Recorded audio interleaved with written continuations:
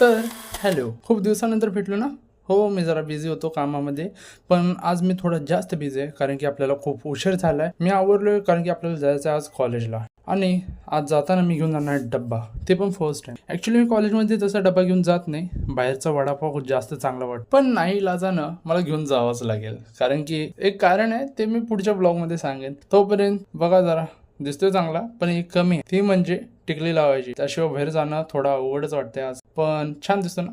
आज कचरा टाकला आणि थेट गेलो ते आपल्या गाडीकडं. गाडी धुवायला पाहिजे हे माझ्या लक्षात आलं, पण नंतर न धुया असं म्हणून मी निघालो कॉलेजमधली एक गोष्ट जर मला कुठली आवडत नसेल ती म्हणजे पायऱ्या आणि मोकळा क्लासरूम, जे आज दोन्ही पण मला दिसलं. पावसाळा चालू आहे पण उन्हाचं गरम खूप होतंय, त्यामुळे फॅन लावला आणि ब्रेकमध्ये जेवायला बसलो. माझ्या मित्रांनी देखील थोडंसं खाऊन बघितलं तर त्याला माझी डिश खूप फार आवडली.